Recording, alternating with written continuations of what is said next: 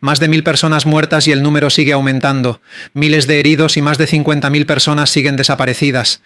Esta es la trágica situación que vivió Venezuela después de ser golpeada por 2 fuertes terremotos, en un momento en que casi todos sus ciudadanos estaban dentro de sus hogares.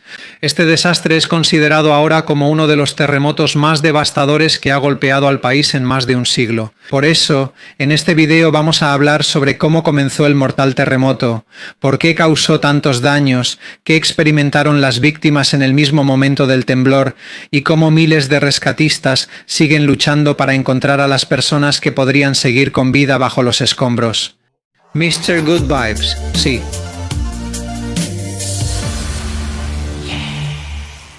El 24 de junio de este año, muchos venezolanos estaban ocupados celebrando un feriado nacional. Debido a que la mayoría de las oficinas y escuelas estaban cerradas, había más personas de lo habitual dentro de sus casas, departamentos, hoteles y establecimientos en ese momento, y otros estaban ocupados viendo la Copa Mundial de la FIFA en sus hogares. Pero cuando dieron las 6:04 de la tarde, de repente el curso del día cambió para millones de residentes del país. Un terremoto de magnitud 7.2 sacudió la parte norte de Venezuela. Según los sismólogos del Servicio Geológico de los Estados Unidos, o USGS, el epicentro del terremoto se localizó a unos 23 kilómetros al sureste del pueblo de Yumare, en el estado de Yaracuy, y cerca de la ciudad de Morón, en el estado de Carabobo. El sismo se registró a una profundidad de más de 20 kilómetros bajo tierra. En cuestión de segundos, algunos edificios antiguos comenzaron a colapsar, aparecieron grietas en los apartamentos y casas, y los residentes salieron corriendo para salvarse. En algunos lugares ya se habían derrumbado paredes y techos, dejando a otros atrapados dentro de los elevadores y en las áreas de estacionamiento subterráneo. Pero mientras muchos pensaban que la peor parte del desastre ya había pasado, llegó un temblor aún más fuerte y destructivo. Tan solo 38 segundos después, exactamente a las 6:05 de la tarde, un segundo terremoto de magnitud 7.5 sacudió casi la misma zona. Este fue más superficial, con una profundidad estimada de solo 10 kilómetros bajo tierra. Por eso, la sacudida en la superficie fue mucho más intensa. Los edificios que sobrevivieron al primer terremoto temblaron aún más, mientras que algunas de las estructuras que ya estaban dañadas colapsaron por completo. Muchas de las personas que apenas comenzaban a salir corriendo de sus casas y oficinas se volvieron a asustar al sentir el segundo temblor, que según los expertos es uno de los terremotos más fuertes que ha golpeado a Venezuela en su historia. Los expertos llamaron a este evento un doblete sísmico, un suceso poco común en el que 2 terremotos fuertes, casi de la misma magnitud, ocurren en el mismo lugar en un periodo de tiempo muy corto. Según los expertos, es probable que el primer terremoto haya provocado el movimiento de otra parte del sistema de fallas y haya sido la causa de que ocurriera de inmediato el segundo temblor. Venezuela se encuentra en la frontera entre la placa del Caribe y la placa sudamericana. Estas 2 placas tectónicas han estado deslizándose una contra la otra durante millones de años. Con el tiempo, se acumulan enormes fuerzas entre ellas hasta que de repente se liberan y provocan un fuerte terremoto. Según el USGS, el segundo terremoto, con una magnitud de 7.5, fue el que tuvo mayor fuerza y causó más daños. En Caracas, la capital de Venezuela, que alberga a más de 3 millones de residentes, se desataron escenas de miedo y confusión en el mismo momento en que ocurrió el segundo terremoto. En los altos edificios de apartamentos se podían escuchar los fuertes sonidos del concreto resquebrajándose mientras las ventanas se rompían una tras otra. Algunos residentes que ya habían logrado salir después del primer terremoto se vieron obligados a tirarse al suelo o a aferrarse a los postes cuando todo volvió a temblar con mucha fuerza. En algunos edificios, las escaleras colapsaron mientras la gente apresurada intentaba bajar, por lo que muchos cayeron y otros quedaron atrapados bajo los escombros. En un complejo residencial en el distrito de Chacao, una parte del edificio se derrumbó por completo unos segundos después del segundo temblor. Según los sobrevivientes, algunas personas saltaron desde los pisos bajos para escapar, mientras que otras quedaron atrapadas dentro de sus departamentos porque las puertas se atoraron y ya no podían abrirlas. Debido a la deformación de la estructura, en los palos grandes, una familia estaba viendo un partido de la Copa Mundial de la FIFA cuando su televisor comenzó a moverse y los objetos cayeron de los estantes. Mientras bajaban por las escaleras, escucharon un fuerte derrumbe proveniente del edificio vecino, seguido de una densa nube de polvo que rápidamente cubrió toda la calle. Desafortunadamente, uno de los miembros de la familia quedó atrapado dentro de la casa y esperan que todavía esté vivo y solo esté atrapado entre los escombros. En las oficinas que aún estaban abiertas en ese momento, muchos empleados se refugiaron debajo de las mesas, mientras que otros salieron corriendo llevando solo su celular y su cartera. Una mujer le dijo a los medios locales que mientras estaba en el segundo piso de su oficina, vio como una parte del techo se derrumbó y las luces del pasillo cayeron. Tampoco se salvaron las instalaciones de transporte. En el Aeropuerto Internacional Simón Bolívar, los pasajeros gritaban y corrían para salir cuando los paneles y el techo del edificio de la terminal empezaron a caerse. Algunos pasajeros se escondieron debajo de los asientos mientras esperaban a que pasara el temblor.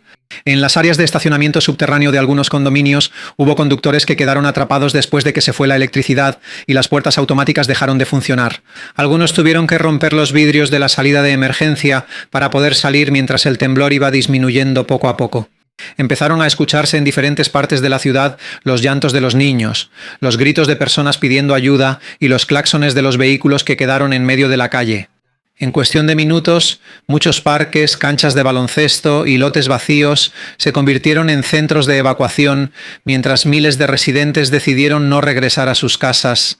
Mientras continúa la evacuación de los residentes en Caracas, poco a poco sale a la luz la verdadera magnitud de los daños en otras partes de Venezuela. Unas horas después del terremoto, empezaron a aparecer en la televisión y en las redes sociales videos y fotos de edificios que se convirtieron en montones de cemento, acero y vidrios rotos.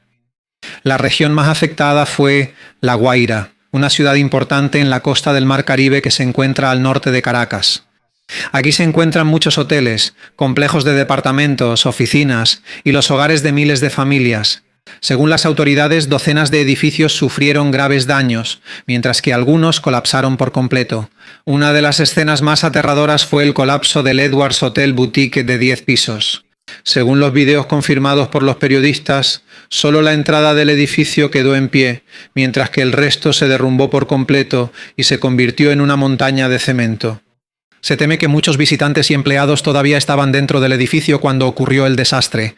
En la ciudad de Tucacas, a más de 250 kilómetros de la capital, Caracas, otro hotel de varios pisos colapsó por completo.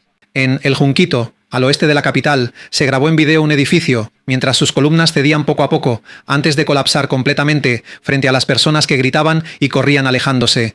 No solo los hoteles se vieron afectados, también muchos edificios de apartamentos y complejos residenciales. En La Guaira los daños fueron irreparables.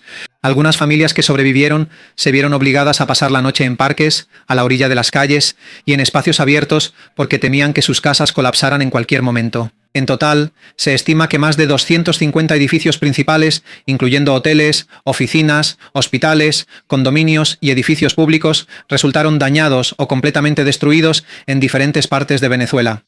Al menos 8 hospitales sufrieron daños estructurales, lo que obligó a trasladar a muchos pacientes a carpas médicas temporales y hospitales de campaña. También hubo un impacto grave en la infraestructura principal del país. Debido a los daños sufridos por el Aeropuerto Internacional Simón Bolívar, el aeropuerto fue cerrado temporalmente y se cancelaron todos los vuelos comerciales. También se suspendieron las operaciones del metro y de los trenes mientras los ingenieros evaluaban la seguridad de las vías, los puentes y las estaciones. Al mismo tiempo, se extendieron los cortes de electricidad y de comunicaciones.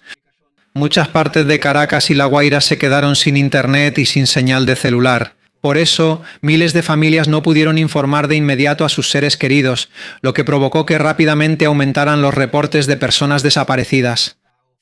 Al llegar la medianoche del 24 de junio, los rescatistas empezaron a escuchar gritos y golpes provenientes de debajo de algunos edificios derrumbados. Una anciana en La Guaira le dijo a un periodista que todavía podía escuchar la voz de su nieto desde debajo de los escombros. Pero no tenían suficiente equipo para quitar los grandes bloques de cemento, según un residente que ayudaba en la búsqueda de sobrevivientes. La mayoría solo usaba palas, martillos y sus propias manos para excavar porque faltaban máquinas pesadas en el lugar. Pero mientras continuaba la desesperada búsqueda de sobrevivientes, empezaron a llegar los primeros reportes oficiales de muertos, heridos y personas que aún no han sido encontradas. Y lo más preocupante son los números que las autoridades van revelando poco a poco. A las 3 de la madrugada del 25 de junio, casi 9 horas después de los 2 fuertes terremotos, el gobierno de Venezuela comenzó a publicar el primer conteo oficial de víctimas. Al principio, solo 32 personas estaban confirmadas como fallecidas y más de 700 resultaron heridas. Pero incluso los funcionarios admitieron que estos números eran solo temporales porque muchos lugares aún no habían sido alcanzados por los rescatistas. A medida que salía el sol al día siguiente, desde el aire se pudo ver con mayor claridad la magnitud de los daños. En algunas partes de La Guaira había cuadras enteras donde 2 o 3 edificios desaparecieron por completo de donde solían estar. En otros lugares solo quedaban en pie las paredes, mientras que alrededor estaban esparcidos hierros, muebles y pertenencias personales de los residentes. Por la mañana, la presidenta interina Delcy Rodríguez declaró un estado de emergencia nacional para agilizar el envío de personal adicional, equipos y fondos para las operaciones de búsqueda y rescate. Al mismo tiempo, el país seguía siendo sacudido por réplicas. Según los sismólogos, se registraron más de 130 temblores en solo 24 horas después del terremoto principal. Aunque la mayoría fueron más débiles, algunos todavía fueron lo suficientemente fuertes como para causar nuevos derrumbes en los edificios que ya habían sido dañados. Por esta razón, los rescatistas se vieron obligados a suspender temporalmente algunas operaciones cada vez que se sentía un nuevo temblor. En un complejo de apartamentos en Chacao, el personal de defensa civil tuvo que retirarse después de que la parte restante de una pared colapsara mientras buscaban sobrevivientes. A medida que pasaban las horas, el número de fallecidos también aumentaba rápidamente. Para la tarde del 26 de junio, se había confirmado la muerte de al menos 235 personas, mientras que más de 4.300 resultaron heridas. Pero para el 28 de junio ya se habían confirmado más de 1.400 muertes y seguía aumentando el número de desaparecidos. Incluso ahora, las autoridades temen que esta cifra pueda aumentar considerablemente en los próximos días. Según el Servicio Geológico de los Estados Unidos, hay un 44% de probabilidad de que el número total de muertos supere los 10.000, basándose en la magnitud, profundidad y extensión de los daños causados por el terremoto. También existe un 30% de probabilidad de que el número de víctimas alcance los 100.000, si se comprueba que muchas personas quedaron atrapadas en los edificios colapsados.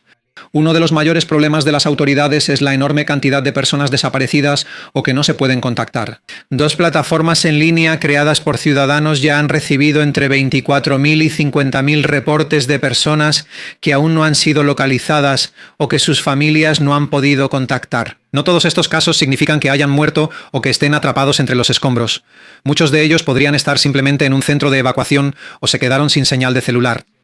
Sin embargo, el gobierno confirmó que al menos 200 personas se cree que aún están vivas, pero permanecen atrapadas bajo las estructuras colapsadas. Mientras aumenta el número de familias desesperadas que buscan noticias sobre sus seres queridos, los primeros grupos de ayuda internacional han comenzado a llegar. Pero a pesar de esto, está claro que los recursos en Venezuela no son suficientes para enfrentar una de las mayores calamidades que ha golpeado al país en el último siglo. El siguiente reto es qué tan rápido podrá llegar la ayuda internacional antes de que se agoten por completo las posibilidades de salvar con vida a quienes aún están atrapados bajo los escombros. Mientras sigue aumentando el número de muertos y heridos, también empezó a llegar ayuda de diferentes partes del mundo. Debido a la magnitud de los daños y la falta de equipos pesados en Venezuela para las operaciones de búsqueda y rescate, el gobierno se vio obligado a solicitar ayuda inmediata de la comunidad internacional. Uno de los primeros en responder fue Estados Unidos. El gobierno del presidente Donald Trump envió aproximadamente $150 millones en ayuda inmediata, junto con aviones de transporte militar, equipos especializados de búsqueda y rescate urbano, médicos, medicinas y equipos para buscar sobrevivientes bajo los escombros. El Comando Sur de Estados Unidos también ordenó a su personal ayudar en la evaluación de los daños y en la entrega de suministros a las zonas afectadas. Las Naciones Unidas también expresaron su apoyo y ampliaron de inmediato su misión humanitaria en Venezuela. El jefe de la Oficina de Coordinación de Asuntos Humanitarios de la ONU declaró que se necesita una movilización masiva. Se necesita cooperación internacional para atender las necesidades de millones de residentes afectados. El Salvador envió 300 rescatistas y 50 toneladas de equipos y suministros de ayuda. México, Ecuador, Brasil, Chile y República Dominicana también prometieron ayuda. Mientras tanto, la Unión Europea activó su sistema de monitoreo satelital para ayudar a identificar las áreas más afectadas y agilizar la coordinación de los equipos de rescate. El Aeropuerto Internacional Simón Bolívar reabrió parcialmente después de 2 días, pero solo para el aterrizaje de aviones de carga que traen ayuda humanitaria y equipos de rescate extranjeros. Poco a poco también llegaron los especialistas que trajeron perros de rescate, cámaras térmicas y dispositivos de escucha sónica capaces de detectar golpes o gritos desde debajo de gruesas capas de cemento. Mientras continuaba la búsqueda, algunos países también empezaron a emitir informes sobre sus ciudadanos desaparecidos en Venezuela. Según el gobierno de España, no menos de 80 ciudadanos españoles siguen desaparecidos. Otras embajadas también continúan investigando si hay turistas extranjeros o trabajadores entre los desaparecidos. Según el último informe, entre 24.000 y casi 50.000 personas siguen sin poder ser contactadas o no han encontrado a sus familias. Aunque se espera que muchos de ellos estén a salvo y solo hayan perdido la comunicación debido a la falta de señal e internet, las autoridades temen que todavía haya un gran número de personas que podrían estar atrapadas bajo los edificios colapsados. Mientras tanto, el país sigue experimentando la escasez de gasolina, agua y electricidad. Muchas escuelas permanecen cerradas, mientras que algunos hospitales solo funcionan con generadores. Miles de familias se han visto obligadas a quedarse en centros de evacuación, campamentos de tiendas y refugios temporales mientras esperan los resultados de la inspección de sus casas. A pesar de la tragedia, también hubo algunos milagros. Se informó que algunos bebés y ancianos fueron rescatados con vida de los escombros después de más de un día atrapados. Pero para los miles de familias que aún esperan noticias sobre sus seres queridos, cada hora que pasa sigue siendo difícil. Esta tragedia es un recordatorio de que ningún país está a salvo de la fuerza de la naturaleza. No importa cuán tranquilo sea un día, todo puede cambiar en cuestión de segundos, cuando ocurre un fuerte terremoto. Para nosotros los filipinos, que también vivimos en un país atravesado por muchas fallas y que a menudo experimenta temblores, es importante no ignorar la preparación, conocer la parte más segura de la casa, hablar en familia sobre el plan de evacuación y guardar suministros de emergencia, porque cuando la tierra comienza a temblar, la mayoría de las veces ya no tienes tiempo para prepararte. Y lo único en lo que puedes confiar para sobrevivir a una muerte segura son los preparativos que hiciste antes de que llegara el desastre,